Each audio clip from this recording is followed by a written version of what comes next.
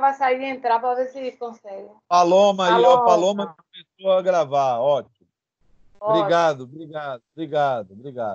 Então, eu vou voltar rapidamente para dizer, a gente passou pelo o artigo 92, falamos da estrutura do Poder Judiciário, dos órgãos que fazem parte do Poder Judiciário, o Supremo Tribunal Federal, o Superior Tribunal de Justiça, o Tribunal Superior do Trabalho, os Tribunais Regionais Federais e Juízes Federais, os Tribunais e Juízes do Trabalho, os Tribunais e Juízes Eleitorais, os Tribunais e Juízes Militares e os Tribunais e Juízes dos Estados e do Distrito Federal. Estou falando rápido, porque isso a gente já falou. Lembrando a vocês que eu falei também que o parágrafo 1º diz que o Supremo Tribunal Federal, o Conselho Nacional de Justiça e os tribunais superiores têm sede na capital federal, têm sede em Brasília. E também falei que o parágrafo 2º diz que o Supremo Tribunal Federal e os tribunais superiores têm jurisdição em todo o território nacional. E chamei a atenção para o seguinte, que o CNJ não está aqui, porque apesar de ser um órgão do Poder Judiciário, o Conselho Nacional de Justiça pertence à estrutura do Poder Judiciário, nós vamos ver em outro momento, aguardem. O CNJ não tem função jurisdicional, ele não julga, ele não diz o direito. Prestem atenção que isso é uma pegadinha boa, acontece muito em concurso, fiquem ligados com relação a isso, beleza? Aí nós vamos para o artigo 93, que vai falar sobre o Estatuto da Magistratura. Ele vai dizer a quem pertence a competência para iniciar uma lei complementar. O Estatuto da Magistratura, gente, é anterior à Constituição, né? E a gente ainda não atualizou, né, sob o ponto de vista de criar novo Estatuto da Magistratura. Então, o artigo 93 vai dizer o seguinte: lei complementar, vírgula, de iniciativa do Supremo Tribunal Federal, logo, quem tem iniciativa para essa lei complementar que disporá sobre o Estatuto da Magistratura é o Supremo Tribunal Federal. Observados os seguintes princípios. Prestem atenção que agora vão começar uma série de informações extremamente importantes. Aí Lud que perguntou sobre a questão da magistratura. Pronto, é aí que está o esteio dos princípios que regem a magistratura. Tem alguém com... Agora fechou. O microfone aberto. Então, vamos lá. Inciso 1. Ingresso na carreira, aí a magistratura, tá? Ingresso na carreira cujo cargo inicial será o de juiz substituto. Ou seja, na carreira da magistratura, o cargo inicial é de juiz substituto, né? Mediante concurso público de provas e títulos. O que é isso, professor? Concurso para juiz de direito, para juiz federal, para juiz do trabalho, é um concurso feito em várias etapas, sendo através de provas e também de títulos. Quais são as etapas, professor? Normalmente, a prova para a magistratura é uma prova objetiva, passando, vai para a fase subjetiva, passando, vai para a fase de sentença, é uma prova de sentença, passando, vai para a fase oral, que é a prova oral, todas essas eliminatórias, e a última, que é classificatória, é a prova de títulos, né? Tem quantas graduações, tem quantas especializações, tem quantos mestrados, doutorado, pós-doutorado, e isso vai pontuando para a classificação. A última, que é a de títulos, ela não elimina, ela apenas classifica. Por exemplo, Ludmila empata com Ágata, e aí vai se olhar os títulos de cada uma para ver quem ficará em primeiro lugar, por exemplo, nesse exemplo que eu estou dando. Então, logo de início, a gente entende que começa o inciso 1 falando que a carreira de juiz ela inicia com o cargo de juiz substituto mediante concurso público de provas e títulos. E aí vem um detalhe, com a participação da Ordem dos Advogados do Brasil em todas as fases, a OAB faz um papel de fiscalização, né? Exigindo-se do bacharel em Direito, no mínimo, 3 anos, ou seja, é exigido 3 anos de atividade jurídica. Professor, pelo amor de Deus, o que é atividade jurídica? Me diga aí. Gente, atividade jurídica é uma exigência para que o candidato a deputado, o candidato a juiz, ele tenha um mínimo de experiência profissional. A atividade jurídica é estabelecida pelo CNJ, existe, né, determinações do CNJ que classificam o que é atividade jurídica, como, por exemplo, 3 anos de exercício de advocacia, tendo no mínimo 5 feitos por ano, ou seja, participação em 5 processos, né? É atividade jurídica, magistério superior na área de direito, também é, professor? É, sim. Então, se eu me formar e não advogar, eu apenas partir para o magistério de direito, o que é muito difícil, né? Diga-se de passagem. Né? Eu terei atividade jurídica? Sim, terá atividade jurídica.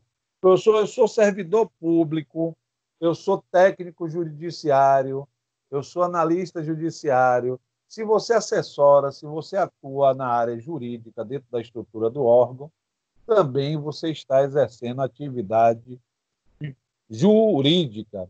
Eu não sei, gente, sinceramente, mas existia uma briga dos escrivães de polícia, tanto polícia civil quanto de polícia federal, requerendo que o tempo deles fosse dado como tempo de atividade jurídica, apesar de, obviamente, eles lidarem numa fase pré-processual, tinha uma briga, salvo engano, deles.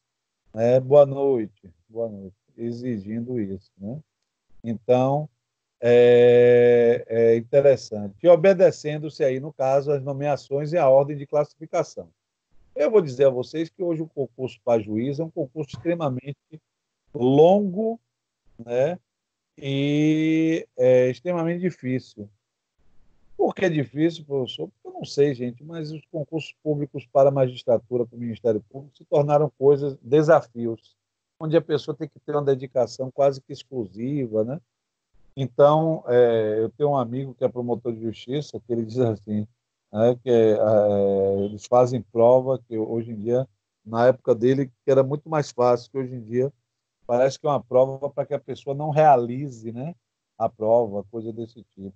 Eu vi uma vez, né, assistindo ao TV Justiça, uma discussão entre o presidente do STF na época, Peluso, né, e Carmen Lúcia, foi Carmen Lúcia, acho que foi, sobre o concurso para a magistratura. Ele dizia que o concurso para a magistratura estava um absurdo porque as pessoas não estudavam e não passavam.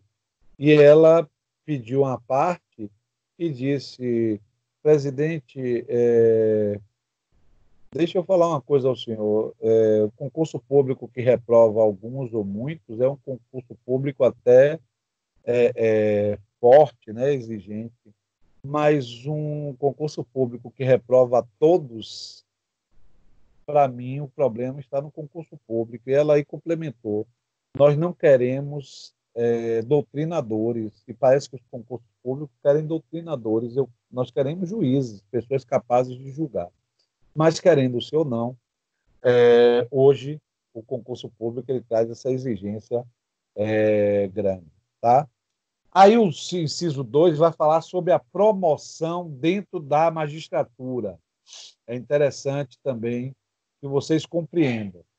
O inciso 2 vai dizer o seguinte: a promoção de entrância para entrância, ou seja, para uma entrância maior, né, alternadamente por antiguidade e merecimento, atendida às seguintes normas. Ou seja, promoção será alternadamente por antiguidade e por merecimento, por antiguidade e por merecimento. É uma forma de promoção dos juízes. E aí vem as alíneas. A. É obrigatório a promoção do juiz que figure por 3 vezes consecutivas ou 5 alternadas em lista de merecimento. Por antiguidade, é fácil. Vocês fizeram concurso. O colega de vocês passou antes de vocês, no concurso anterior. Por antiguidade, né, ele tem mais tempo na magistratura, ele vai ser promovido. Por antiguidade é simples, aquele que chegou primeiro será promovido primeiro. Em regra é isso. Mas e por merecimento? O problema é o do merecimento. E aí ele vem, né, os detalhes. Digamos que vocês, né, estejam numa lista de merecimento. Configurou o seu nome na lista de merecimento. Você não foi promovido agora. Na outra lista de promoção por merecimento, olha o seu nome de novo. Também você não foi. Se nas 3 listas consecutivas de merecimento seu nome estiver constante, na terceira, você é obrigada a ser promovido. 3 consecutivas. Mas digamos que você não foi nessa última. Você foi na outra e na outra. Ou seja, 5 alternadas. Você também é obrigado, aliás, a justiça é obrigada a te promover por merecimento. Ou seja, 3 consecutivas, seu nome constar em 3 listas consecutivas de merecimento, ou 5 listas alternadas. Beleza? Então, há a promoção obrigatória do magistrado. Beleza? Aí ele vai basar. É obrigatória a promoção do juiz que figure por 3 vezes consecutiva ou 5 alternadas em lista de merecimento. B. A promoção por merecimento pressupõe, aí são os requisitos para você ser promovido por merecimento. 1. 2 anos de exercício na respectiva entrância. Ou seja, você tem que estar ali naquela entrância no mínimo por 2 anos no exercício de juiz. Beleza? Já começa por aí. 2. Integrar a primeira quinta parte da lista de antiguidade desta, salvo se não houver com tais requisitos quem aceite o lugar vago. Vamos lá. Isso foi uma forma, gente, de evitar que se promovesse por merecimento pessoas muito mais novas do que aqueles que estão na magistratura há mais tempo. Ou seja, ainda que eu tenha que te promover por merecimento, você tem que estar na primeira quinta parte da lista de antiguidade. Me dê um exemplo, professor. Vamos criar um tribunal de justiça nosso aqui para ficar fácil da gente calcular. Nosso tribunal de justiça é pequenininho, é o menor da galáxia, só tem 15 juízes. Para você ser promovido por antiguidade, é óbvio, se você é o primeiro lá na lista, você vai ser promovido por antiguidade. Mas e por merecimento? Por merecimento, nessa lista de 15, só poderão ser promovidos 5, a primeira quinta parte, desculpa, os 3, né? 15 dividido por 5, 3, os 3 primeiros juízes da lista de antiguidade, ou seja, a quinta parte dos juízes da lista de antiguidade. E isso é porque, professor, para que eu não promova por merecimento aquele que está lá no número 15, ou no número 14, ou no número 10. Então, eu estabeleço, a Constituição estabeleceu esse limite de antiguidade, ainda que haja a promoção por merecimento. Beleza? Tranquilo? Ah, professor, e se não tiver, são 3, né? Não esse terceiro aí não quis participar da lista de merecimento, porque o juiz não é obrigado a ser promovido, não, tá, gente? Aí vem o outro, não é o mais próximo, exatamente. Aí você vai substituindo à medida que não haja ninguém para com requisitos que aceite o lugar vago. Beleza? A linha C, vamos lá. Aferição do merecimento conforme o desempenho e pelos critérios objetivos de. Então, o juiz ele é medido para ser promovido por merecimento, por produtividade, presteza no exercício da jurisdição, frequência e aproveitamento em cursos oficiais ou reconhecidos de aperfeiçoamento. Ô, professor, então o senhor falou aí que antiguidade é simples, aqueles mais antigos são promovidos, mas por merecimento tem uma série de requisitos, né? Primeiro você tem que ter, no mínimo, 2 anos na entrância, verdade, né? Depois você tem que estar na primeira quinta parte da lista de antiguidade, verdade. Você ainda tem que ter produtividade, presteza e frequência em cursos, frequência de aproveitamento em cursos oficiais ou reconhecidos de aperfeiçoamento, verdade. Aí você é promovido por merecimento, beleza? E a linha D vai falar da antiguidade. Na apuração da antiguidade, o tribunal somente poderá recusar o juiz mais antigo pelo voto fundamentado de 2/3 dos seus membros, conforme procedimento próprio, e assegurar ampla defesa, repetindo-se a votação até fixar-se a indicação. Deixa eu explicar isso. Para evitar que um tribunal não promova um juiz por questões políticas, o que é muito difícil, aquele por antiguidade, a própria Constituição diz: na apuração da antiguidade, aquela pessoa só poderá deixar de ser promovida se houver voto de, no mínimo, 2/3 dos juízes do tribunal, né, que vai fazer a promoção dele. E, mesmo assim, é permitido a esse juiz que não vai, que o tribunal está dizendo que ele não merece ser promovido por antiguidade, pode ter sido porque cometeu alguma falha, está envolvido em fraude, etc. Nesse caso, ele tem direito à ampla defesa, beleza? Isso é para evitar-se que se impeça a promoção por antiguidade, beleza?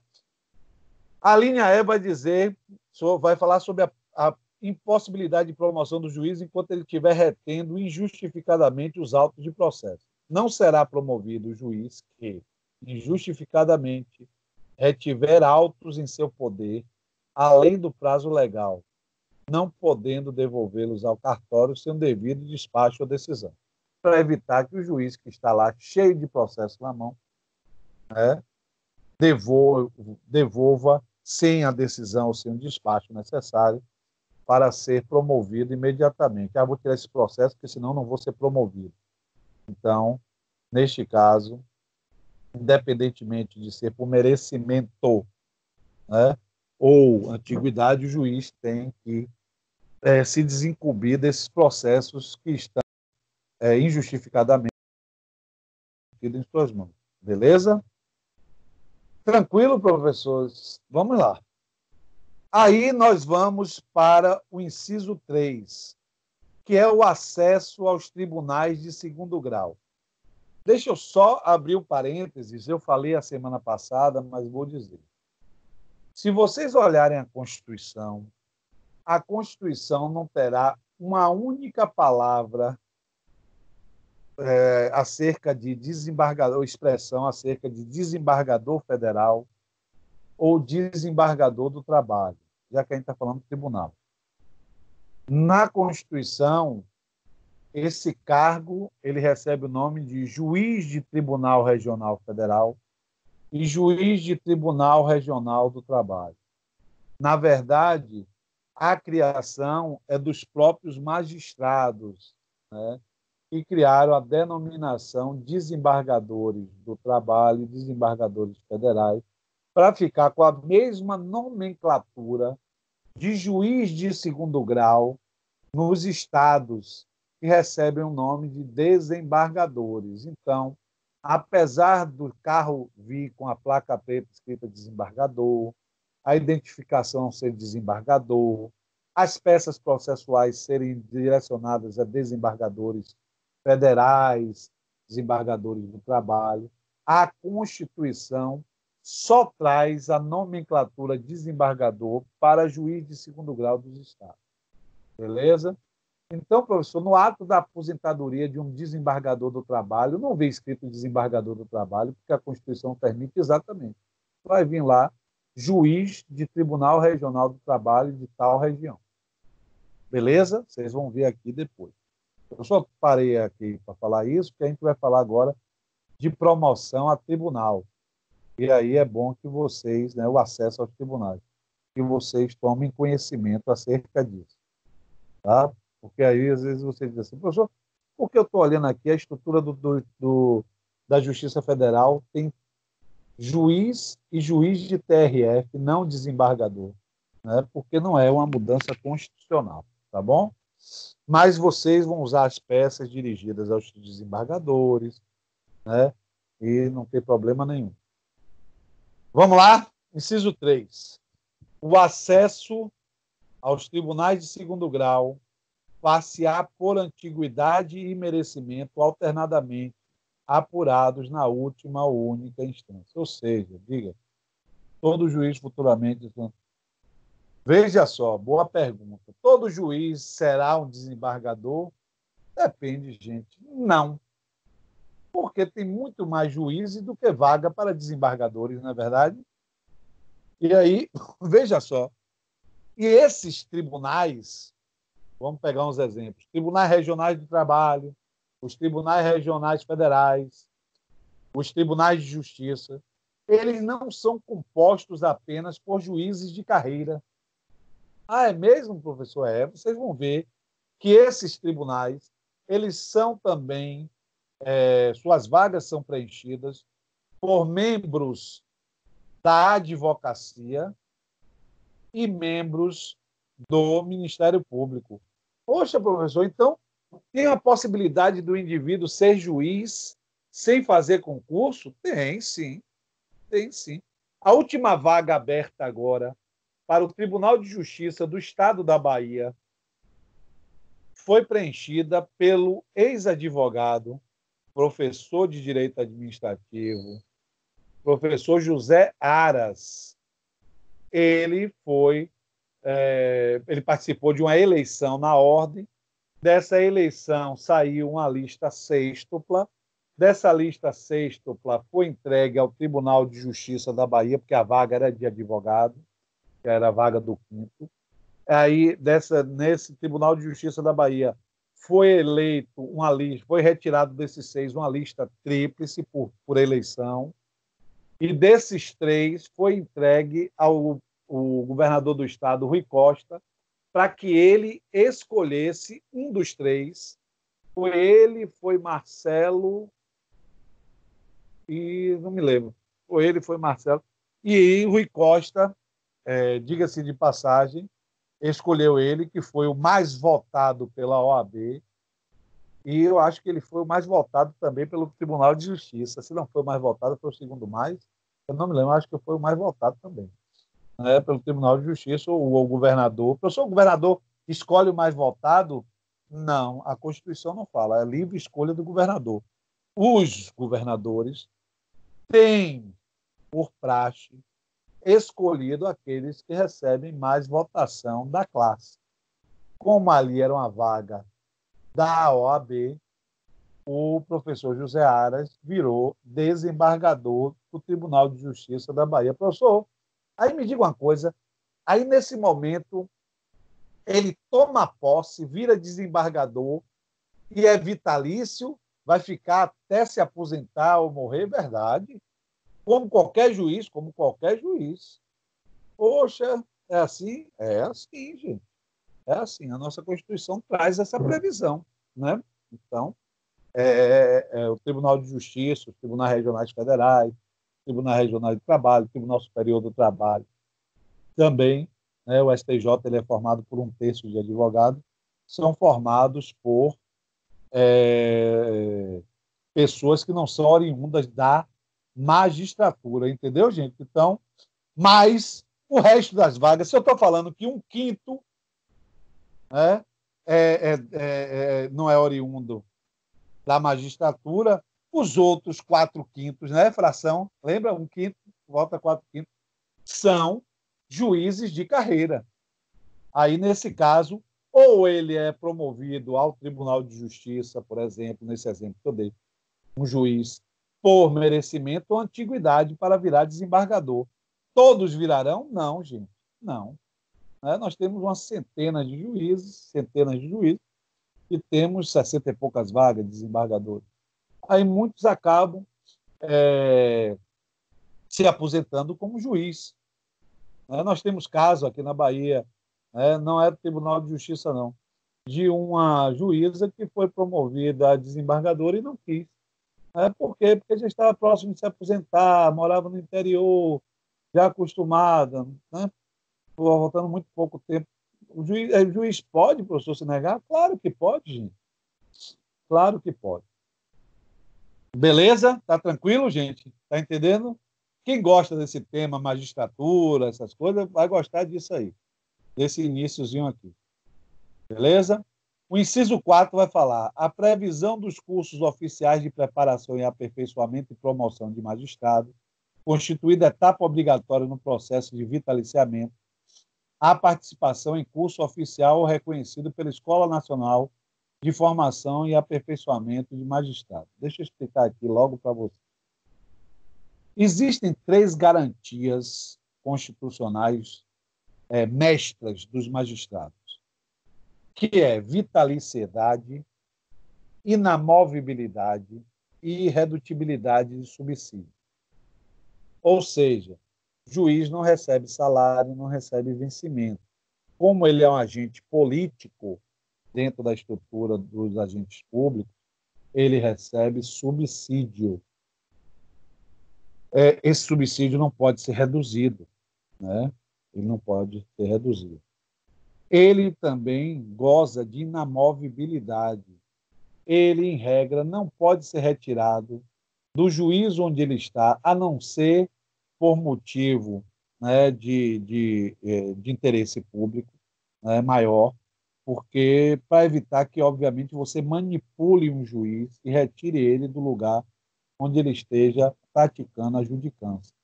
E ele é vitalício, né?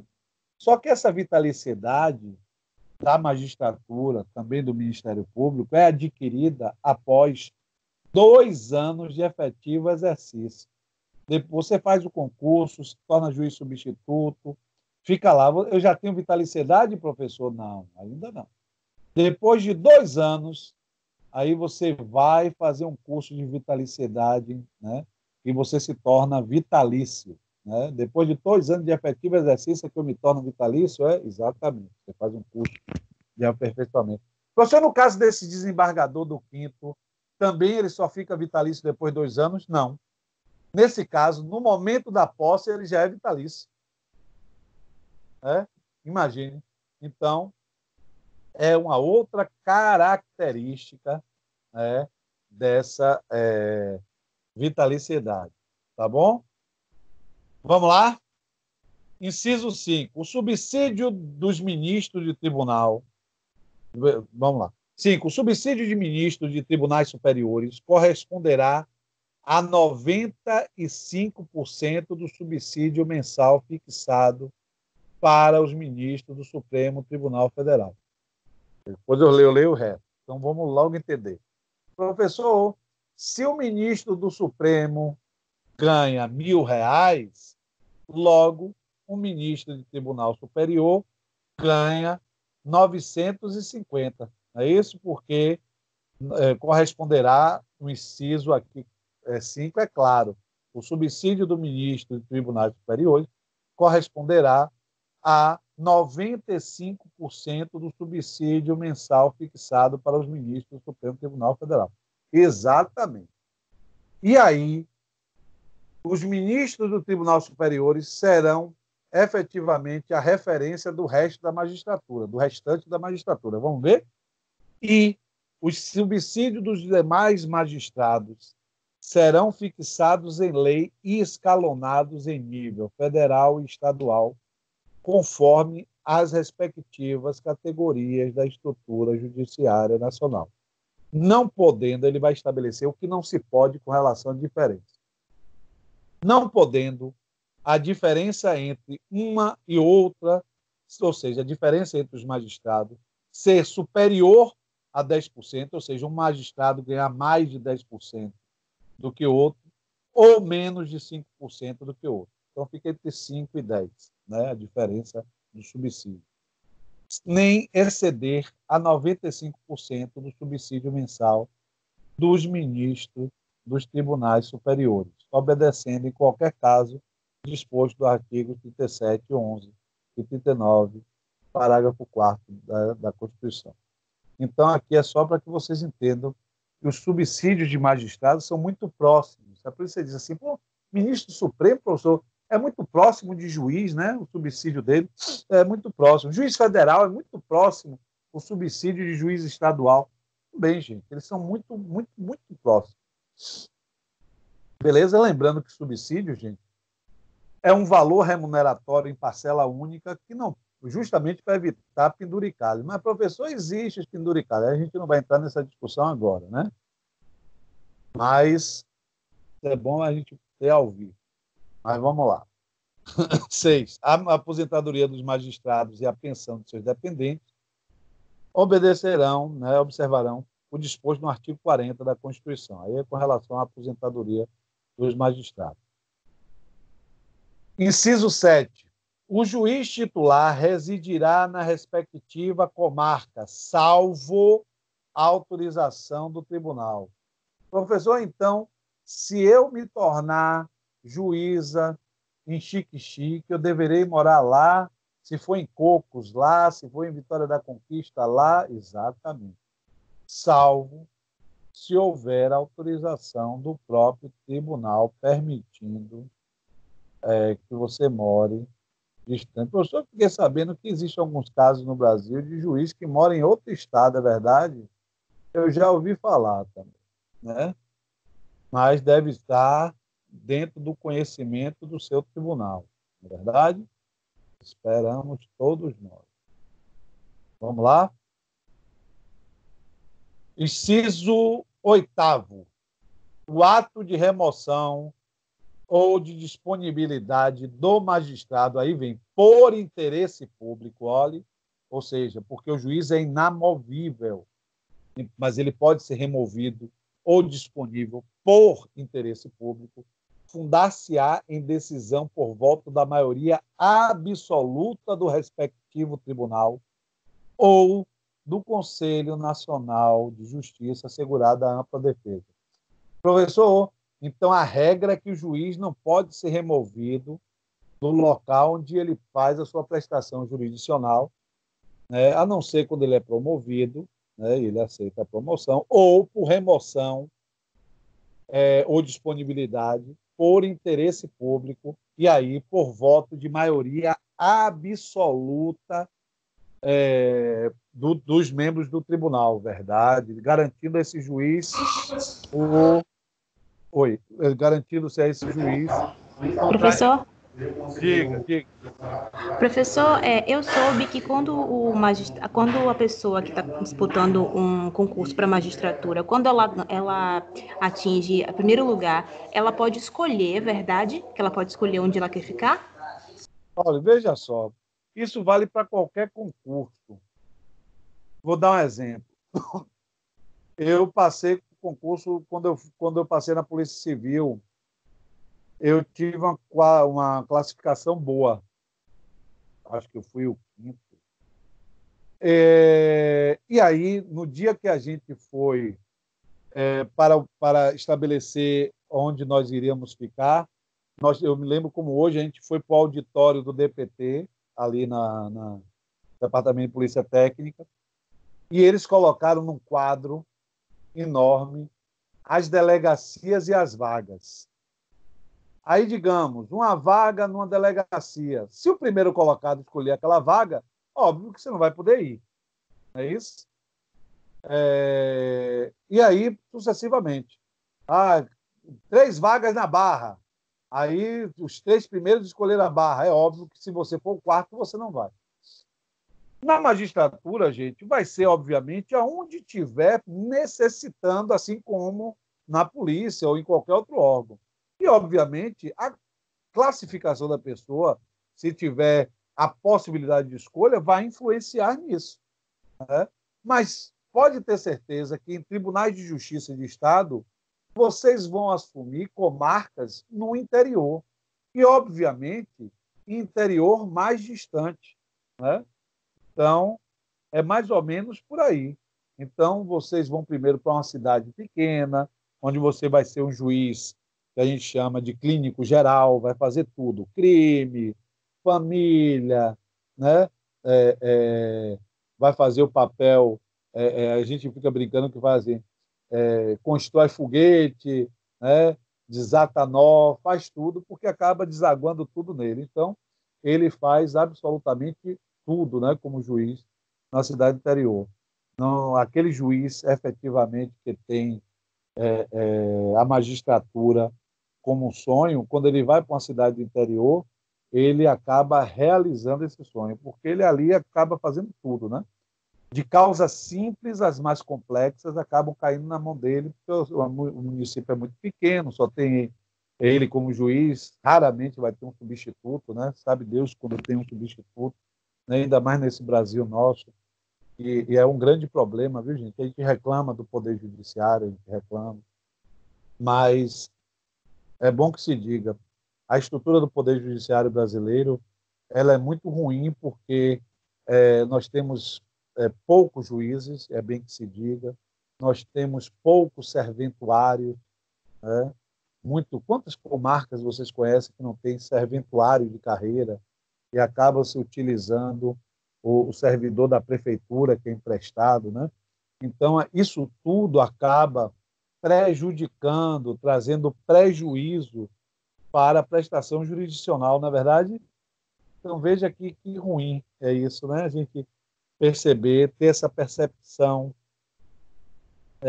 da magistratura prejudicada porque não há concursos para juízes, né? Ou quando há, não são preenchidos.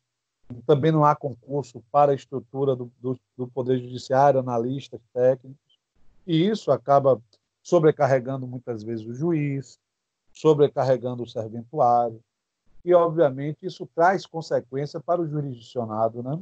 Que é, obviamente, o prejuízo no andamento do processo. Não adianta eu falar, professor, porque o artigo 5º tem lá dizendo sobre a razoabilidade da duração do processo, né? O processo deve ter uma duração razoável. Não adianta a gente falar isso se a estrutura do Estado... Gente, a rotina diária do juiz é ele que faz. É ele que faz. Ele acaba estabelecendo, porque o juiz ele não trabalha apenas na vara onde ele está, no juízo onde ele está. A gente ali é a parte onde você vê. Né? A audiência é a parte onde você consegue ver o juiz. Mas o juiz trabalha em casa, fazendo sentença, né? Fazendo os despachos, as decisões interlocutórias. Então, tem juiz que estabelece na sua agenda, né, a agenda de audiências por turno da manhã. À tarde, ele não vai estar lá. Né? Então, isso significa que o juiz não está trabalhando? Não, gente. O juiz vai dar sentença. Você acha que ele vai fazer sentença onde? Só lá na vara ou no gabinete dele? Não, faz em casa. Né? Ainda mais com a quantidade de ações que nós temos. Né? Nós somos um país que as pessoas gostam de ir ao Poder Judiciário com muita frequência, existe uma demanda muito grande e, obviamente, existe uma sobrecarga. Aí, quando a gente vai... Vou dar um exemplo a vocês. Né?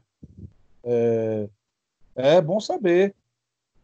Existem juízes, gente, que são responsáveis por 5, 6 comarcas. Agora me diga, esse juiz vai conseguir fazer o andamento dos processos? Como? Me diga aí. O cara é juiz, aí ele vai, está responsável por 5 comarcas diferentes, vai na primeira e diz, tem alguma coisa de urgência aí? Né? Urgência é habeas corpus, né? Alguma liminar? Tem, faz. Quando ele acaba de fazer, já tem que ir para outra. Quando ele acaba de fazer a outra, como é que ele vai botar os feitos regularmente para andar? Me diga aí. Professor, é desumano. Também acho. Né? E aí o servidor acaba prejudicado, o juiz acaba prejudicado, e nós, advogados, jurisdicionados, também somos prejudicados. Melhor seria que o Estado brasileiro tivesse a percepção e a seriedade para enfrentar uma reestruturação no Poder Judiciário, né, permitindo que essa prestação jurisdicional tivesse uma melhor qualidade, né? Mas, né, vamos esperar que isso chegue até nós, né? Vamos esperar que isso chegue até nós. Beleza? Nós paramos no ato de remoção. Aí a gente vai falar sobre a remoção a pedido, né, que é o 8A. É o 8A. A remoção a pedido ou a permuta de magistrado de comarca de igual entrância, aquele que, pô, estou mais próximo da casa de meus pais, é a mesma entrância, vamos trocar, vamos permutar. Aí ele vai informar aqui que atenderá no que couber o disposto na linha A, B e C do inciso 2 lá, que fala sobre promoção, aquelas coisas que a gente já viu. Beleza? O nono vai dizer que todos os julgamentos dos órgãos do Poder Judiciário serão públicos.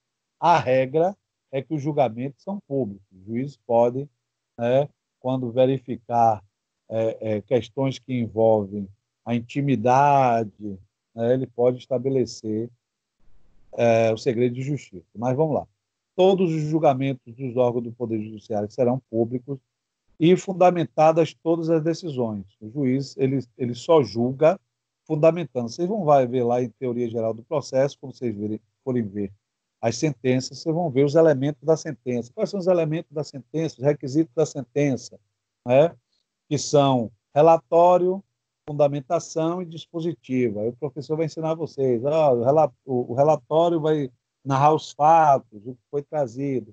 A fundamentação é a fundamentação jurídica. O dispositivo é efetivamente o que decidiu o magistrado.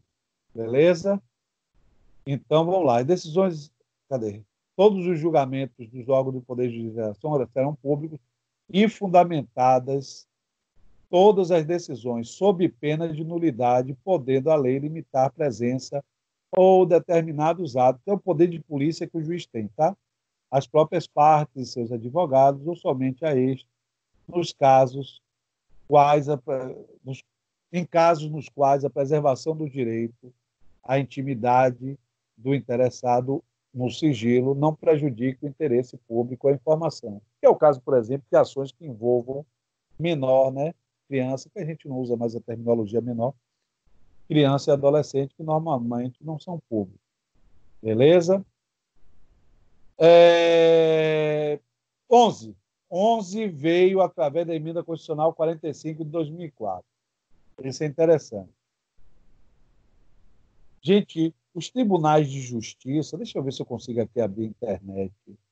São Paulo, eu dar o número certo.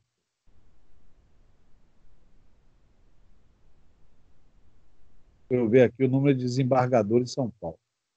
Eu acho que são 300 e alguma coisa.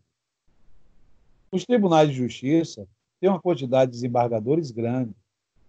Né? 360. São Paulo, ó. Tribunal de Justiça de São Paulo são 360 desembargadores. Zorra é essa, professor? Eles fazem a reunião do pleno num ginásio, é? Calma que eu vou resolver isso daqui a pouco com vocês. Então, veja. Né? Veja quanta gente, né? Deixa eu ver Rio, para mostrar a vocês. Só 2 exemplos, assim, tribunais grandes. Para vocês verem. Deixa eu ver o Rio de Janeiro. Também é um número grande, não sei se são 100 e tantos, mas é uma quantidade absurda de desembargadores.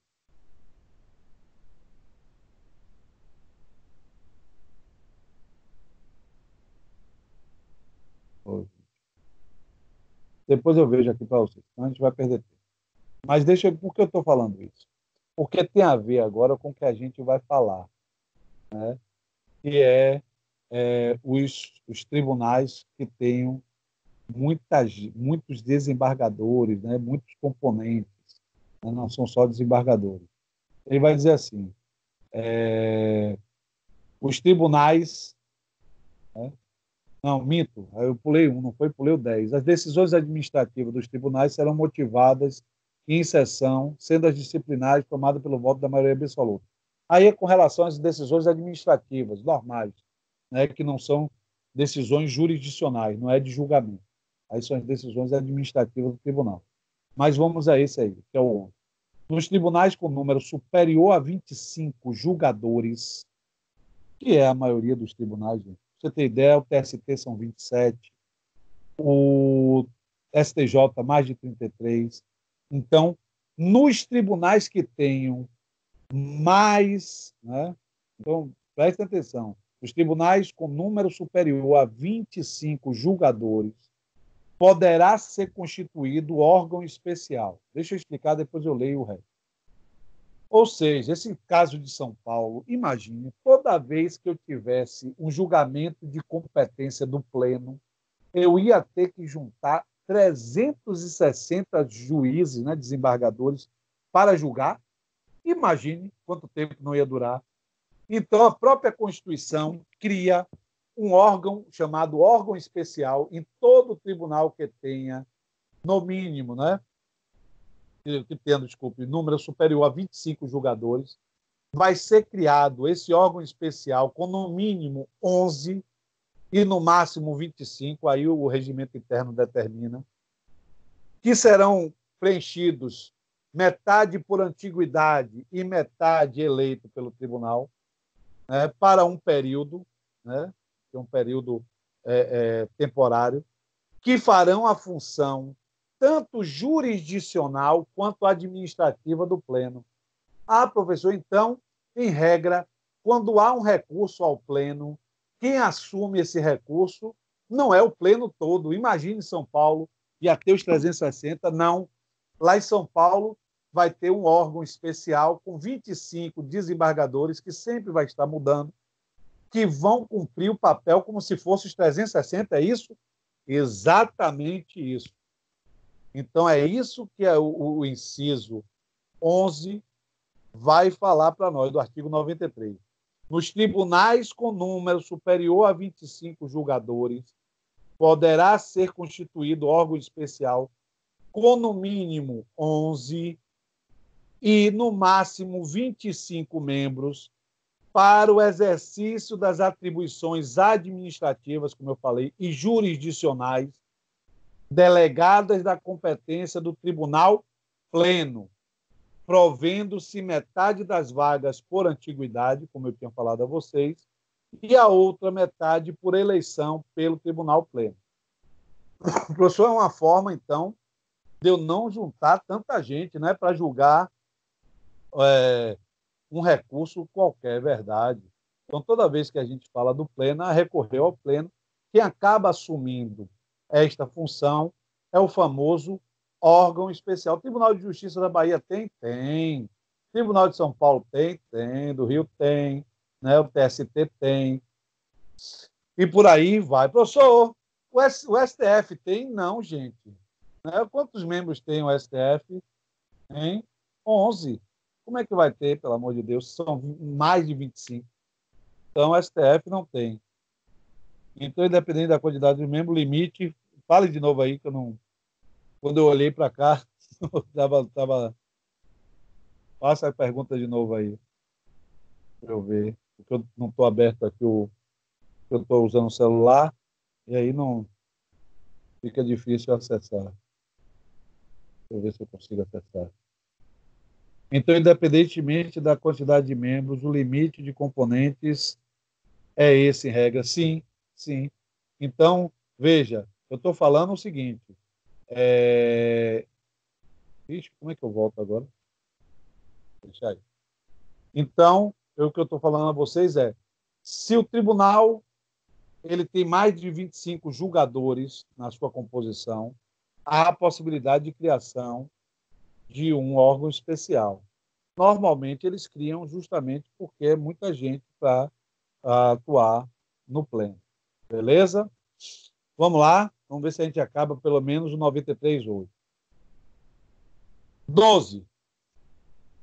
A atividade jurisdicional será ininterrupta, sendo vedado férias coletivas no juízo e tribunais de segundo grau, funcionando nos dias que não houver expediente forense normal, juízes em plantão permanente. Exatamente. É o que nós temos hoje, gente. É o que nós temos hoje. Mesmo com a Covid, existe plantão, professor? Claro que existe. Semana passada nós entramos com a ação aqui no plantão, porque uma pessoa que tinha um problema de saúde X precisava ser internada, o plano de saúde não estava autorizando, porque disse que faltava 15 dias para carência, só que era internação de urgência, então não existe carência. Nós entramos no plantão de noite, aqui, e à noite mesmo, 2 horas depois, 1h30, 2 horas depois, o juiz deferiu o nosso pedido liminar, obrigando a internação da pessoa. Graças a Deus, a pessoa se internou, já saiu, graças a Deus, já está bem, já está em casa. São coisas que a advocacia nos permite, sabia? A gente fala de dinheiro e etc., dinheiro é bom, mas existem, assim, alegrias que a advocacia nos traz, que não são pecuniarizadas, né? Que a gente não consegue estabelecer em valores, né? Que é justamente quando a gente consegue fazer um bem. Sabe quanto eu ganhei nessa causa? 0. Sabe? A gente fez porque era conhecida, tal. Eu não ganhei absolutamente nada, nem minha filha que fez, deu entrada. Então, mas sabe a alegria? E eu fiquei mais ansioso até do que as causas que a gente ganha dinheiro, porque eu sabia que tinha a ver com saúde, sabe? E eu fiquei tão feliz dela ter conseguido a internação, e, obviamente, quando eu soube que ela já tinha saído, eu fiquei muito feliz, porque são coisas que vocês vão ver que a advocacia te permite, sabe? As pessoas falam assim, defender ladrão. Não é só defender ladrão. E quando você faz aquele papel de defender uma pessoa que está sendo acusada injustamente, né? É outro papel que a advocacia lhe permite, sabe?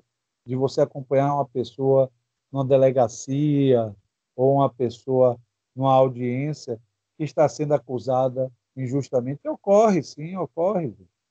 E aí você começa a ver que são questões que perpassam a questão pecuniária, né, de dinheiro. Como eu falo a vocês com relação ao magistério.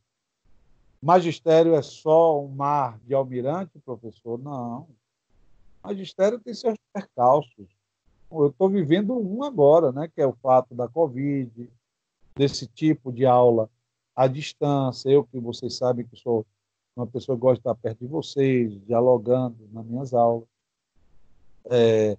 Mas existem outros elementos, né, que me fazem gostar do magistério, né, que é justamente essa transformação de vida que permite. Mas vamos lá para a gente adiantar nosso lado aqui para dar tempo.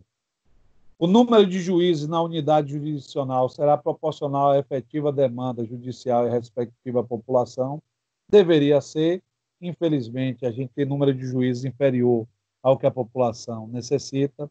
Os servidores receberão delegação para a prática de atos de administração ou de mero expediente sem caráter decisório, verdade, né? Então, o juiz, aqueles atos que são burocráticos, o juiz dá por delegação ao serventuário para que ele faça, e a distribuição de processos será imediata em todos os graus de jurisdição, né? Ou seja, a pessoa entra com a ação, ela é distribuída, quando não é vara única, né? Há uma distribuição aleatória para evitar que você escolha o juízo, né? Aquele negócio de escolher o juízo, e, obviamente, começa aí o seu processo, né? O juiz vai receber e começa o seu processo. Beleza? Vamos só falar do 94 e eu termino, tá? O 95, a gente vai falar das garantias, etc. E a gente já vai na próxima aula. Um quinto, que eu falei a vocês, dos lugares dos tribunais regionais federais, tribunais dos estados, que são os tribunais de justiça, e do Distrito Federal e Território. Fora esses, eu vou dizer logo a vocês, tá? Também os TRTs e também o TST, também é formado por será composto, você vai ver lá quando a gente começar a falar dele, será composto de membros do Ministério Público com mais de 10 anos de carreira e de advogados de notório saber jurídico e de reputação ilibada, com mais de 10 anos de efetiva atividade profissional, indicados em lista sextupla pelos órgãos de representação da respectiva classe. Parágrafo único. Recebidas indicações, o tribunal formará a lista tríplice, enviando ao Poder Executivo, que nos 20 dias subsequentes escolherá um dos seus integrantes para a nomeação. Não é bem 20 dias, não, mas tudo bem. É o que eu falei a você. Professor, vagou surgiu uma vaga no Tribunal Regional Federal, é vaga pertencente ao Ministério Público. Quem é que vai concorrer? É o pessoal do Ministério Público da União, verdade. Aí tem os próprios órgãos do Ministério Público fazem eleição, tem uma lista sextupla, é enviado para o tribunal respectivo, que vai votar numa lista tríplice, e aí envia. Como eu estou falando de Tribunal Regional Federal, aí vai para o presidente da República escolher. Se é Tribunal de Justiça, quem escolhe é o governador. Beleza? Então, o que a gente verifica aqui na distribuição das vagas. Né? Então, um quinto das vagas vai pertencer tanto ao Ministério Público quanto aos advogados. É uma forma de oxigenar os tribunais, tá, gente? Não permitir apenas o acesso de pessoas oriundas da magistratura aos tribunais. Se você for perguntar aos juízes, na sua enorme maioria, eles vão dizer que eles não concordam com o quinto constitucional. Eles vão dizer que não, vão trazer as alegações dele, mas a Constituição tem esta previsão e não adianta reclamar, porque é o que existe hoje. E vou lhe dizer, os membros oriundos tanto do Ministério Público quanto da advocacia não deixam a dever nada a ninguém na sua atividade jurisdicional, de verdade. Não tem muita diferença, não. Tá? Então é isso, gente. Vamos ficar hoje por aqui. Né? Depois eu vou juntar no Moodle o material para os senhores e as senhoras. Ver se eu já junto agora, para que vocês possam começar a estudar, tá bom? Fiquem com Deus, se cuidem, que a gente possa, mais breve possível, voltar para a nossa normalidade. Beleza, queridos e queridas? Boa noite. Oi? Amém. Amém, amém. Né? Tudo de bom, então, para todos nós, viu? Boa Tchau. noite, professor. Boa noite.